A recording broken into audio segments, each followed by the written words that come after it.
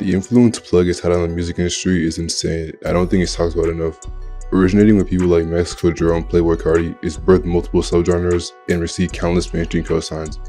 If you listen to any music within the last 5 years, you've no doubt heard the Plugg tag multiple times. Now, only a few months ago, SoundCloud released a documentary on Plugg. It wasn't terrible and they clearly had good intentions, but I feel like they really scratched the surface when it comes to Plugg and they left so much out.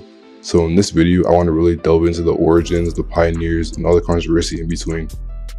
So without further ado, let's get straight into the history of Plugg.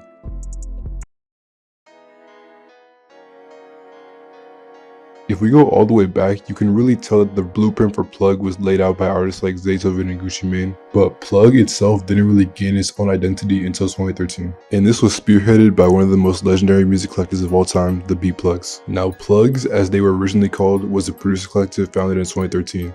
The group was created by StoopidXool, ASAT, Trap Music, and Beat Plugg 2. And then producers like MexikoDro, Pull Up with Shawty, and Corlingo were added as time went on due to them making similar styles of music. Eventually, the group was renamed to Beat Pluggs, and they would adopt their now legendary producer tag created by Beat Plugg 2. How did that tag come about? Who made the tag? Is that a sample of something? That's Beat Plugg 2. I think he still do tags to this day. He just got the voice for it.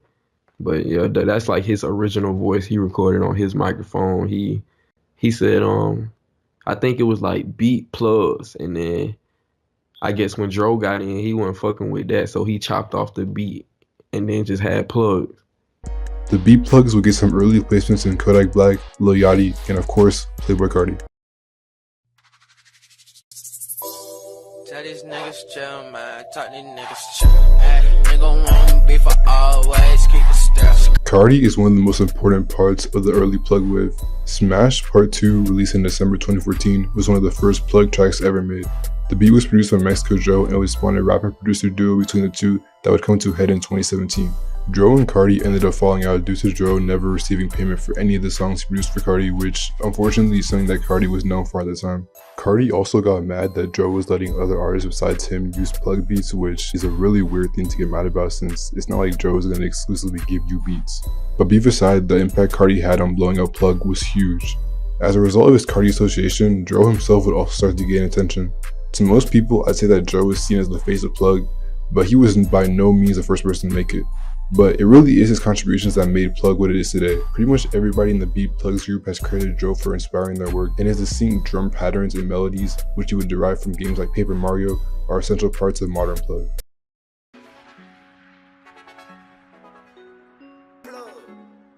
Dro was born in Georgia and he grew up in a town called Ellenwood. The area he lived in was pretty rough, but from a young age he was already messing around with programs like FL and experimenting with keys. And although he received encouragement from his brother and cousin to keep making music, he wouldn't really take it seriously and it would be more of a hobby. At age 17, after serving a brief jail sentence, Dro decided that he had to put his head down and really get the producing thing a shot. He uploaded a few beats to YouTube and they racked up thousands of views before getting taken down due to sample issues. But not letting that get him down, Dro continued to grind until he was noticed by the Pluggs group, and then from there, he rapidly developed as a producer. Dro credits Plugg by Rich the Kid as his first official placement. Now obviously he'd been producing for Carti for a while at this point, but he never really got any credit for that due to his name not being put in the titles. But anyways, Plugg did extremely well and it was one of Rich the Kid's first breakout hits. But it would turn out that Rich the Kid actually used the beat without Dro's permission, and he didn't even bother to credit Dro until later. It's all good, bro. Cause when I catch y'all fuck ass nigga, bro, it's over with. Carti, if I catch you nigga, I'm beating your ass, it's over with. I'm taking your chain, I'm taking all your fucking money. Nigga, with the rich kid, you ain't gonna come back to Atlanta cause you a little bitch. But when I see your ass somewhere else, I'm taking your shit. You already know the fuck going on now for real, nigga. This shit for real, bro. This ain't no goddamn regular ass shit. This ain't no, man, fuck them nigga, man. Only a year later, a budding artist by the name Nebuchadnezzar would release Gassed Up. The song went completely viral and is currently double platinum, making it the biggest Dro produced song to date. Ironically, the instrumental is a flip version of the Rich the Kid Plugg beat. By 2016, Dro had accumulated a pretty sizable following. He was charging around $1,500 for an exclusive beat, and people from all over the country were rushing to buy. He was at the peak of his career and putting out hit after hit. But later that year, Dro was arrested once again, seemingly ending his career just as it was starting. Hey man, free me, dog. They search this motherfucker, it's over with. Free me. Hey man. But even with Dro temporarily out of commission, Plugg was far from dead and it would only continue to grow in the following years. StoopidXool was at the head of this wave, producing hits like Opera and Came In by D Savage, Eye to Eye by Young Band, also heavily working with Diego Money, who had previously worked with MexikoDro. StoopidXool was born and raised in Orlando, Florida. He lived with his mother and 2 little sisters. Growing up, his mother always played music in the house, so he was exposed to a range of different sounds such as R&B and hip-hop. In high school, he played the drums and learned how to read music. After being given a keyboard by a friend, he made his first beat and sold over $25. From there, he made music his full-time job, making around 10 to 15 beats a week and working with a vast number of artists. And with the help of the beat plugs, he rapidly grew his reputation, even working with Gunna on the song Martian. Going into 2018, a bunch of artists and producers inspired by the work of the beat plugs would emerge. Names that would start to be seen more and more were Plugg, Tony Snow, Cash Cage, Da Vinci, and XanGang. Just like the beat plugs, XanGang was heavily influenced by Beethoven. In fact, his earliest SoundCloud uploads were actually Beethoven type beats, but eventually he transitioned into the Plugg sound and started receiving his first placements.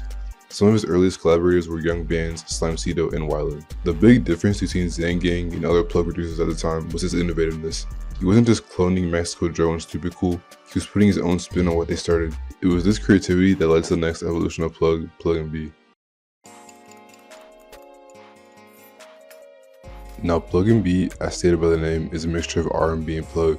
The bare bones pop production is still there, but the synth and leads are kind of different and the melodies are more inspired by 90s style music, and the vocals are more melodic as opposed to more traditional no auto. There is a lot of debate over who created Pluggnb and what the first Pluggnb song was. Some say rapper Summers and Autumn started it, while others claim Pluggnb has been around since 2017. Whatever the case, XanGang played an essential role in its creation, and B-Plug's member Corlingo was also an important part, and him and XanGang actually created some of the first Pluggnb songs together. Mookie and Young Brando would pioneer a new style of Plugg that some people would coin Dream Plugg due to its almost ethereal melodies and the relaxed feel used on most of the tracks. Rappers like Tony Snow and 10K Duncan were in a similar lane, and they all contributed to exposing a new generation of listeners to Plugg. But of course, we can't talk about these artists without mentioning producers Da Vinci and Cash Cage. Now Da Vinci had been working with OG Pluggs, Dro, and StoopidXool as early as 2017, but on his solo work he showcased very different styles. Da Vinci's beats were very jazz influenced as opposed to Beethoven, and he had a softer style of producing which paired perfectly with rappers like Mookie. Cash Cage was a producer who had been making Plugg as early as 2016, and was very clearly influenced by the OG beat plugs, but like Da Vinci, he brought his own style to it. The best way to describe Cash Cage's beats would be to call them happy, I would say. All his melodies are very upbeat and just put you in a good mood. If you see the guy himself though, this makes perfect sense considering he's always smiling. These artists, among many others, were some of the main reasons Plugg stayed afloat. Now the last thing I'll talk about is one of the most unlikely cosigns the genre will receive and easily its biggest one. In 2020, Drake released a mixtape called Dark Lane Demo Tapes. And surprisingly, the 12th track on the project, From Florida with Love, was produced by MexikoDro. The song was actually recorded in late 2017, which makes sense, but it was still a huge milestone for Plugg and its first real push to mainstream. Nowadays, Plugg is flourishing, with many new artists and producers keeping the genre alive while also putting their own spin on it. Subgenres like Pluggnb, Dream Plugg, and Dark Plugg have exploded in popularity in the underground. The OGs of the genre are still going strong, and new songs produced like MexikoDro, StoopidXool, Polo Bus Shawty, and others are being released every day. It is rare to see an entire genre of music be created and have the impact Plugg has had. Plugg is really a generational thing, and I don't think it's crazy to say that the beat plugs will go down as legends. But yeah, I'd say that pretty much wraps everything up. Thank y'all for watching the video. It took me a long time to make this video, a long time to gather all the information. I did my best to include everything I thought was relevant, but if I left something out, then feel free to comment it. And if you liked it, of course, leave a like, subscribe if you want to. And yeah, I will catch y'all on the next one.